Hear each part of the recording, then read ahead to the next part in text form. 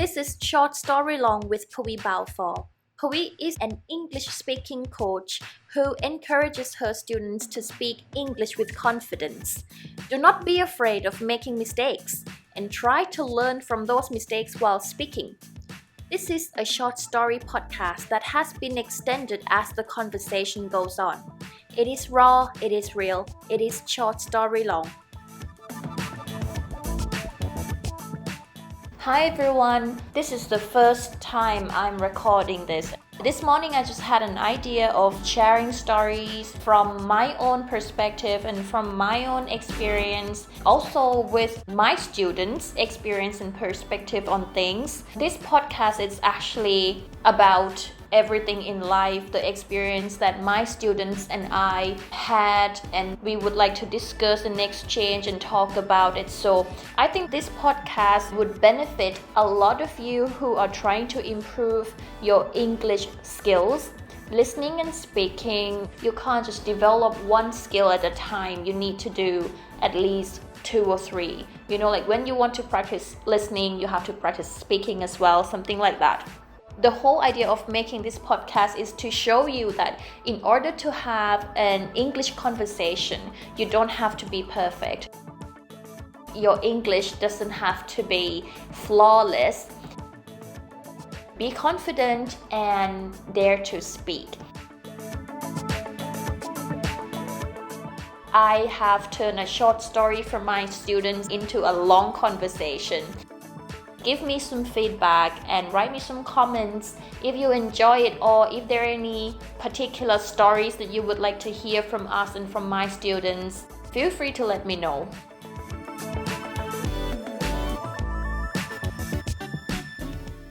In this episode, I have Fang with me. Fang is one of my students and she is a PhD student in science.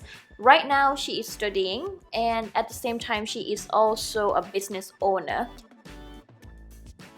Through this episode, we are going to hear about her road accident, her experience in Australia, and my experience in England, and both of our experience in Thailand.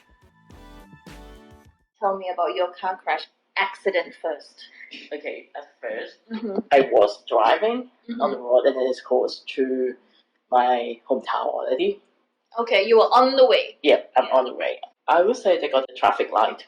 And then I'm the first car that I try to turn left. So you were already at the traffic light? Yeah, exactly. Stop, like the car stopped. Okay. However, I don't know where the car come from. You get what I mean? Right, I try to stop it and then I slightly stop. Normally when I stop into 2 steps. The first one, which is I'm not sure the car or the back behind me can be stopped or not, and then I stop it, and then I let my car slightly move forward, and then I stop it again.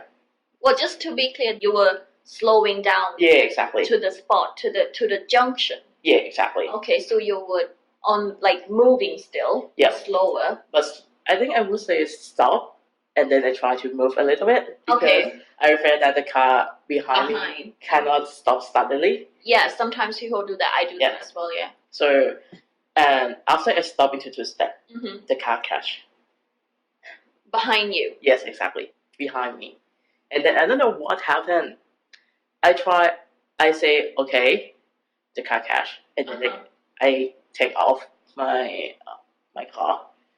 You get out of your... Yeah. You got out of your car. I got out of my car and then I tried to have a look what happened.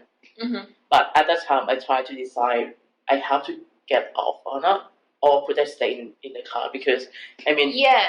So, I looking the sun outlet on myself. There got many people allow that, so I decided to get out. So, was it in the middle of the night or during the day? I would say evening. In the evening? Right, because I was just thinking, when that kind of situation happened to you or to me, I bet there are thousands of things that you were thinking, like, is this an accident or is it someone trying to trick me? Yeah, exactly. Yeah. And then what did you do? I get off and then I try to have a look on, it's just a little crash. It's not like a big car crash. Okay. So, and then I try to have a look who's driving at the time. So the person in the car behind didn't come out? Or No, no, Really? no. And then when he saw me, that I got off, Yeah. and he got off, and I just asking, have you have the insurance or not? And Yeah. he has it, so everything is okay. Mm-hmm. And then we move our car. So you solved the case on the side of the road, not right at the junction. No, You didn't cause any traffic jam. No. Okay. I think it would take for 10 minutes. Yeah. I mean, at the junction. Did you take pictures? Yeah, I took it. That's good. Yeah. Mm-hmm. So what happened after that? How long did it take to actually solve everything? 1 hour is waste my time a lot. So you had to wait for the insurance guy Yeah, from your exactly. side and from his side. Yeah, exactly. Okay. And did he tell you what happened or not? Did he say it is his fault or? No, he didn't. He didn't tell me anything, but I think it might be because of him paying his phone. It happens all the time. Yeah. Like that. I actually witnessed a crash, and just because the car in front, the driver was using a phone, and then the driver behind his car is also using a phone. Mm. And I was on another lane watching the two cars, and then when the traffic light turned green, the car in front didn't move because he was still watching his phone, and then the car behind saw a green light without checking the car in front. He just jammed the accelerator and then Really? boom. And I was like, oh my goodness, like, did you not see that the car in front of you haven't moved? And that was just an accident when two cars were idle, like not moving. And I was like, God. I hate it. I mean, in Australia, they prohibit to use the phone during the time that you're driving. Well, it's a law here as well. You shouldn't use your phone when you're driving. Yeah, so but it's like really strict. Yeah. Strict rule because I think they got the camera during the way that you're driving. But I mean randomly in the spot. Mm-hmm. When you pay the phone and then the camera can see it. Yeah, because you have to pay the for glow on the screen, right? Exactly. Yeah, I think it was the same in England as well. But I think everywhere in the world, it should be strict. There shouldn't be any leeway of, oh, I was on an important business. I was like, no excuses. Yeah. Yeah, so he didn't accept that it was his fault. I don't think so. But I mean, the insurance coming, so everything is fixed. We don't know who are, but I think the car behind me is. Well, it must be his fault. Yeah. Your car obviously wasn't reversing by itself. Exactly. Right? Because the only thing that you could do is you're using the automatic car. Yeah, exactly. Yeah, so it would only go forward. Yeah. Unless you put it on neutral. Yeah. It would like move back if it's on a slow. Yeah, exactly. But yeah, sometimes people just don't say when it is their fault. They just like pretend. I don't know what happened, right? Yeah, exactly. Is that what he said? Yes. Oh God. Okay. Mm-hmm. I don't know. So maybe it's my. I mean, it's lucky of me that I've not heard anything. That's true. Yeah. Well, my mom always said. She always says that when you have a tiny accident or when you get ill, just a little bit of illness, sometimes it is something better than having something big or something serious. Yeah, you know, exactly. In Thai, we always say like, ที่เขาบอกว่ามันเป็นฟาดเคราะห์ใช่ไหมเหมือนกับแบบว่าเป็นไปซะจะได้แบบไม่ต้องเจออะไรใหญ่ๆI think my mom always says that, so maybe it's a good thing that you had a tiny crash rather than a big accident. Yeah, exactly. Yeah. So, but I mean, I'm not sure I'm the person who has. I have a lot of deja vu. Deja vu. Yeah, deja vu. You have foreseen that before or something? I'm not sure, but during the time when I drive before the accident happened, you were driving and you had that image. Not image, but I feel something that I feel sometime before I got the accident because I have the car crash. Like you felt strange. Yeah, I felt strange that would it be happen or not? Because I'm thinking of the accident all the time when I'm driving. Yeah, we see potential risks. Yeah. Mm-hmm. And then, okay, when I drive, I'm close to my home, and then when I stop at the traffic light, at the car crash. But yeah, it's good that just a tiny accident. It's not like a big accident. Yeah, because sometimes when normally when I drive and I had to stop at the light, I would look at the rear mirror, and then I would see like, oh my god, the car behind is coming so fast, and don't you see it is red light? And it was like this car is coming towards me really fast. Yeah. Yeah, sometimes that scared me as well. I have a question. What do you normally do at a traffic light? For example, when the timer start counting down like 200 seconds and stuff like that. Do you put the gear on neutral or do you keep it on drive and pull the brake? 200 seconds. I mean less than 100 seconds. Oh no, I would say 50 seconds. More than 50 seconds, I will put into park, and then not 1 minute. No, 50 seconds. Yeah, 50 almost seconds. 1 minute though. Yeah. So 50 seconds, and then I just put it to park. But actually, just park, not neutral, and pull the handbrake. No. Park's better.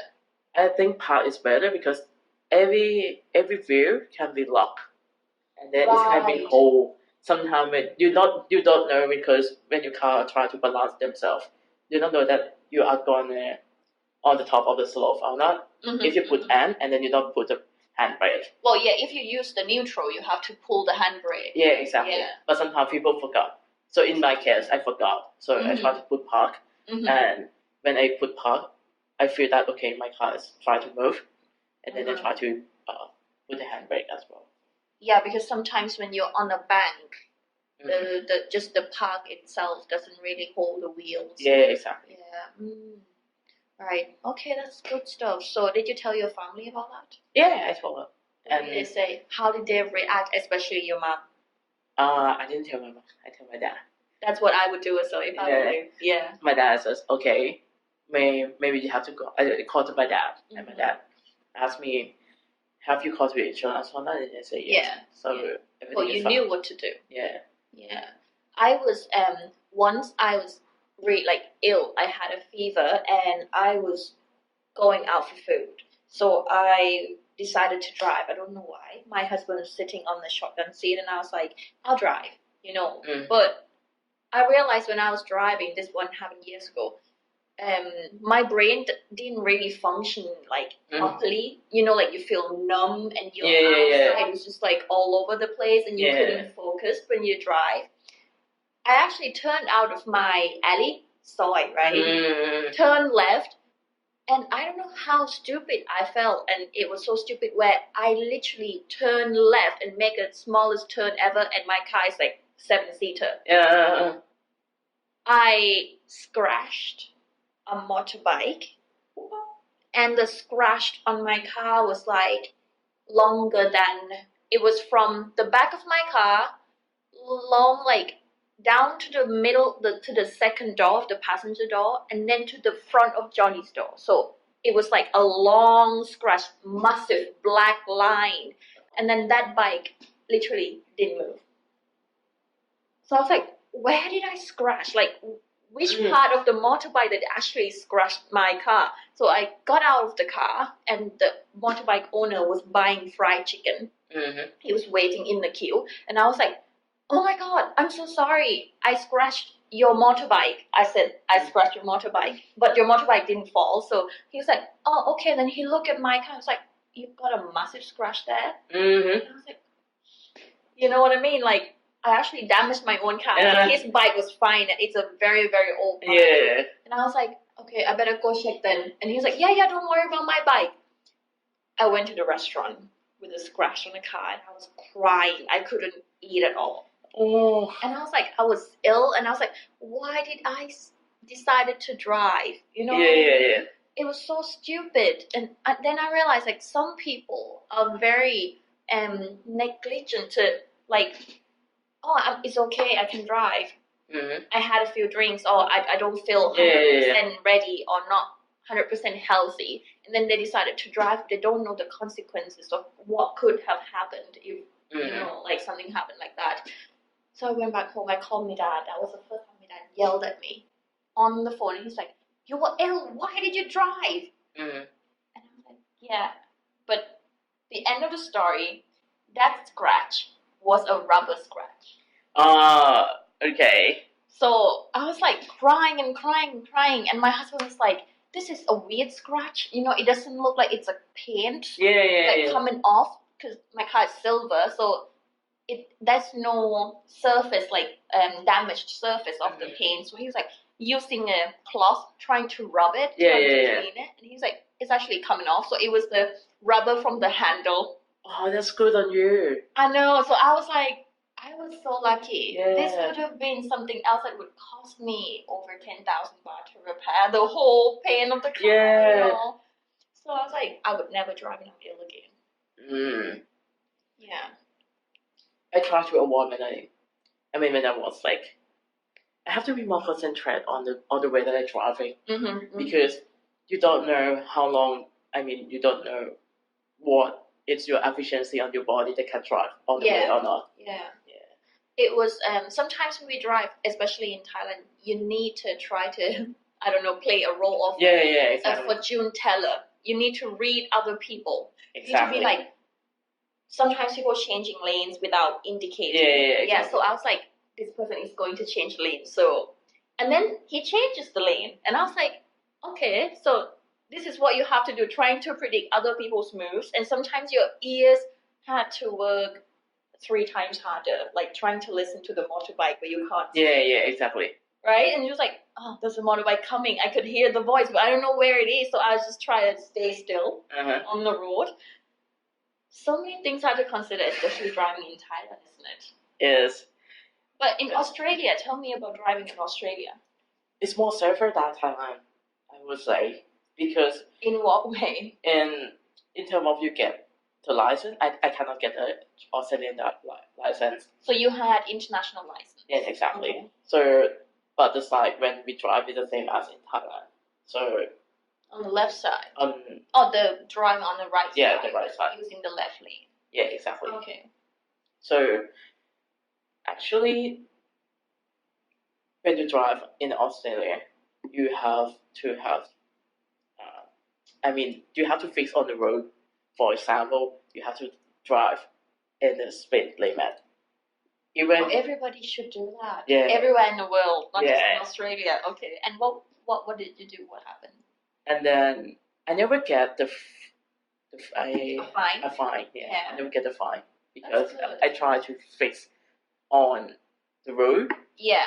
After I come back to Thailand, my girlfriend told me, why do you drive really slow? And then it's like, and then it's just like, okay, I'm used to driving in Australia like this. I have to take some time to change myself when I drive in Thailand. So. But did you get frustrated when you were driving right on the speed limit and in the car in the next lane, on the faster lane, they just seems like they don't care. They just go boom, passing you, or they don't do that in Australia. They did. But don't you feel like, oh my god, there's a speed limit, don't you say? Yes. Yeah, I do that too. I just like, okay, this is over the speed limit or not, and I have look on my car. This is the limit already. So what? Why did you do it? And the car, there are lots of camera on the way on the road, even in the tollway, because I try to limit the speed and try to avoid accident. That's true. Yeah. Not in Thailand though. No. And when you indicate when you want to change the lane, every people stop for you. Yeah. They give you the way. Yeah, exactly. Yeah. It is different as well in England. When you flash the high beam. In Thailand, it's more like a warning. Basically, I'm coming. Do not come out. Something like that. Or do not move. Or I'm coming. Especially at the U-turn bit. Yeah. In England, it's different. When you give a high beam to someone, that means you allow that person to go. Yeah. To give way. So you flash because you're giving them the way. Yeah, exactly. And I think my husband's still not used to that. But in Thailand, sometimes I start to flash when I give way as well. Especially I don't do that on the actual big roads, but just sometimes at the the shopping malls where we let them out and they just don't know what to do because we're just in front of them, and I just flash in that car kind of know the sign to go ahead. But it's just different culture, and just I don't know which one is safer, but I think it's just different practices. In England, they know that when they not the main road, Mm-hmm. they have to stop. Yeah. But in Thailand, They don't know that. they don't. They try not to generalize here, but like most people don't know that. yes. Especially In the not local, in the rural area. Yeah. I think so. Because they thought that okay, it's my hometown, I can do everything. Yeah, some people have that mentality of I can do whatever I want. Mm-hmm. You know, this is strange. I was in England. This is like January this year. My husband and his family and I went on a holiday, and we were eating in a Thai restaurant, and this restaurant appeared to be just at the front of the street, like two lanes, road. We were eating, and then that street, there's no car parking. You can't pull over on the side of the road in England. You just can't. No, we can't. You can't do like 2 minutes parking. Do you have a sign or not? I mean, the sign. Yeah. Well, everybody knows the rules, okay? Yeah. And especially like there is a parking spot assigned for you. If you want to park, you go to the parking area. Right? And there is this one big van pull over in front of the restaurant. We were sitting at the window so we could see what happened. And who came out of the van were Thai people. Thai family. And I was like, this is embarrassing. Yes. I was thinking like, wherever you go, you should follow their rules, that you should learn their practices, and you should know what you should do and what you shouldn't do. Especially what you can do at home, you might not be able to do somewhere else. Yeah. And then that van caused long traffic because it was just 2 lanes road. Mm-hmm. And then, that other car could not take over. And how about the police coming or not? Huh? The police. No, there was no police. So nobody saw that. It was just me and the rest of the family. And I was like, some people do not how to say? Respect. Yeah, they don't respect to the rules or the social practice or something like that. They just do whatever they want, and I think sometimes it's not right. I do that. I park on the side of the road in Thailand when I see other people's doing, and I think that is something that we learn from the society, that other people's parking on the side of the road. But that could be our culture because we eat on the street, a lot of street foods and food stalls and stuff like that. It might be okay in Thailand, but when you go somewhere else, you have to respect too. You need to learn. Yeah, because then I was like, it's not just about what I saw is not good, but it caused problems to other people. You know what I mean? And that was when I was thinking, I should be more careful next time as well. When I was in Australia, when I was driving, they have many signs that they can park. I mean, they got, I'm not sure in England or not, they got 1 hour parking, 2 hour parking. Yeah. And then they got a limited time that you can park 2 hours or you can park forever. You mean on the side of the road? Yeah, exactly. For example, I would say it is rare in England that you can park on the side of the road. Only for I would say if you drop off someone for 5 seconds, but not not to create chaos, especially when it's just one a two-way road. So I was thinking, can you really do that? No, because there would be a sign loading area. Just only loading area. Yeah. So if it is if it's a two-way road, right? Mm-hmm. And just I don't know the proper name for that kind of road, but if, for example, the shop owners want to load their supplies and stuff like that, they would increase, they would do an additional parking, they would make a curb for the loading trucks and stuff to park, but other people cannot do that. Yeah. Because in Australia they have the limited time. For example, during the day, they don't allow us to park. But the limit night, they allow us to park, so they're having a sign that for I would say 1/15, Mhm. and then P Yeah. is when you can park only 15 minutes. Oh. And the limited time is 9 to 6 in the evening. Mhm. 9 in the morning, and you can park until 6 in the Is evening. it free parking? Yeah, it's a free parking. Right. In England, you cannot park for free. Oh, really? Rare. It is rare, and there's not many. Well, there are not many free parking lots in England. Well, I'm not sure. I can't talk for the whole of England, but I'm saying in the city I live, which is like Newcastle and Durham. Mm-hmm. From my experience, even if they allow you to park on the side of the road, you have to pay. That's a ticket machine on the side of the road. Mm-hmm. If you want to pull over and park there, all you have to do is to put coins in, and then the more coins you put, the longer you can park. Yeah. That got the limited time, wasn't it? Yes. Like 2 hours, 4 so hours. say 3 or 4 hours max, especially in a shopping area. Yeah. But sometimes in smaller areas, I'm not sure if there's a Even in this shopping area, you have to pay for it. yes. Wow. Yes, if we park at a shopping mall, we have to pay. Especially like in the city center. But there is one which is called the Metro Center. We can park for free there because it is a massive outlet, area. It's like, I don't know, maybe hundreds of acres. I don't know how big it is, but you can park for free there. I imagine that many people chasing in the morning to try to get the car park. But it's massive. Oh, really? They have like 5 parking buildings. It is like, this shopping mall is not in the city center. It is like way outside the city center, so maybe there's no problem then. They can give free parking and people go there and spend the whole day during the weekend and stuff like that.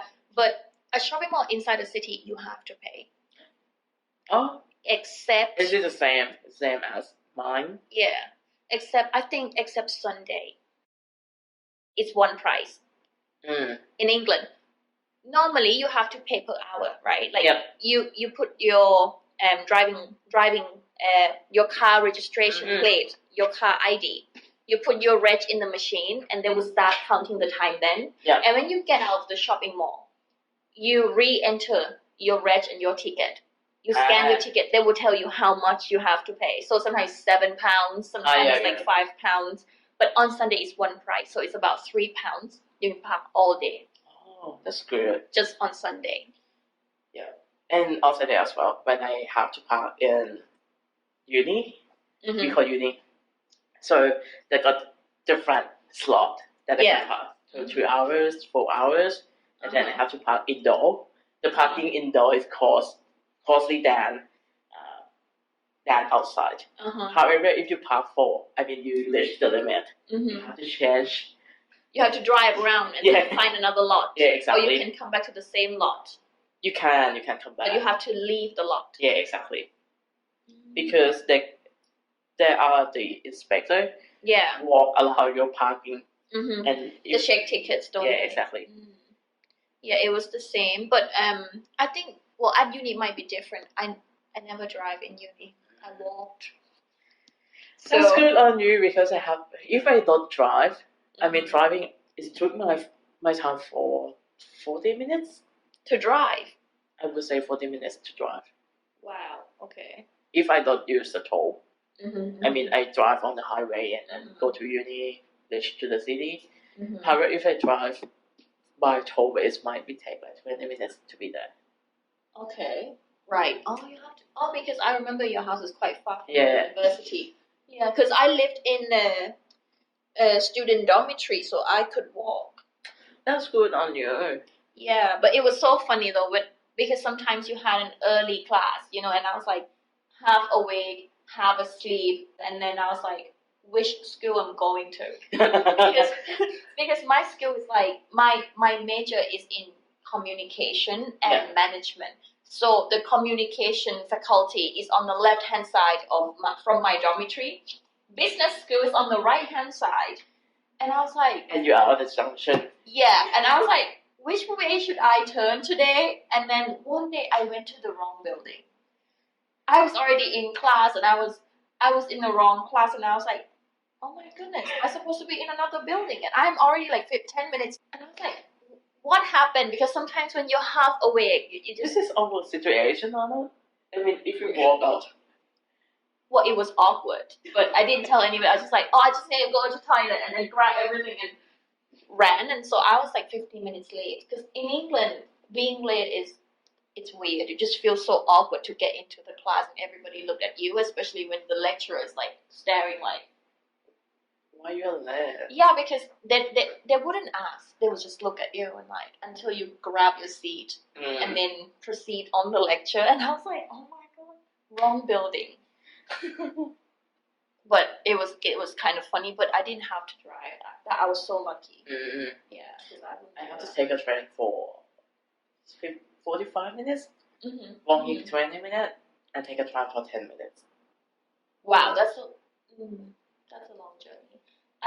Since I moved out of my student accommodation after the contract finished, I had to find another place to live, and the place I decided to go to, it was quite far, but still in a walking distance. Oh, that's good. How long do you have to walk? 40 minutes to 1 hour. Why do you not take a bus or any tram? No, I don't know.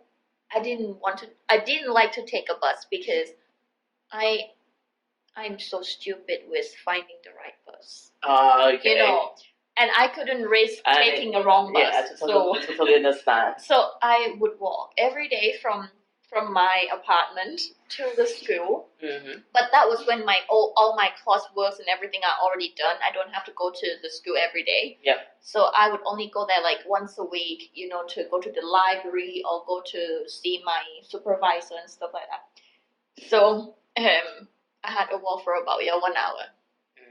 Yeah. That's good. But the temperature is cool, so you don't really feel tired. Yeah, exactly. When I walk in the city, when the temperature was like 10 degrees or lower than 10 degrees, I feel more comfortable to walk around the city rather than take a tram and then have to get off and then have to get on again. Yeah. Well, I think we already reached the time. Really? Yeah. Yes. It's been 4 minutes after 9:30. Well, I was going to ask you about something about using plastic bags. Did you have? Well, we have the problem in Australia. Yes. So before during the time when they leave, they use a plastic bag, but they were still using it. Yes. Okay. We can throw in the bin. Is it free? This is for free. The plastic bag, from grocery stores and stuff. Yeah, that's plastic bag that we use for shopping in the local market, but the quality is lower. So I use that one to be the cover for my bin. However, it's increased a lot because you shop every day. Yeah. Not every day. I would say every week, and then every week I have a big bag, a big bag, because I'm shopping only 1 day a week. Yeah. And we collect it. However, in the local market, I would say the local supermarket, we call Coles and Woolworths. They have a big bin, and if you have a heap of the plastic bag, you can throw in the bin, and then they will recycle it. All right. However, in that situation, they cancel it because they don't provide you any plastic bag right now. So can you ask for it or can you pay for it? We have to pay for it. Yeah. I would say 50 cents or maybe $1 per bag. If you would like to get a good quality bag, it's maybe $1. Yeah, I think in England it's the same. I think it's when I was a student then it was free, and then after I graduated, a year or two after, they started to charge, but it was 5 pence. For 5 pence, then people were complaining and stuff like that, and then now it is increased to I think 10 pence or 15 pence. I'm not sure about the actual cost, but I am right now in love with shopping without using plastic bags. I bring my own shopping bags. Yeah. You know why? Because I love buying bags. Instead of paying 5 pence, I paid 500 baht for another bag. That was ridiculous, but yeah. I think it's not cost for the Aussie people because most of them concerned about the environment. When I go along the beach, everything is clean. Yeah. Because when they have the camping on the beach, they put the food in the area that they allow us to put the food on the beach. I think they just put like the drink, not like a snack, not like the actual food, because they try to avoid the environment problem. Well, that's right. Though I think that is when every country in the world should try to aim for that to go plasticless one day. Yeah, exactly. Yeah, but I still couldn't imagine my life without plastic. You know, we use a lot of plastic. I feel guilty every time when I carry a plastic bag or using plastic straws. Yeah, but we just can't stop using them yet until I don't know if plastic manufacturer would go bankrupt or would go out of business if they can make the plastic bag, which is very easily to degrade. Like decomposable plastic. Have you seen the 7-Eleven bag?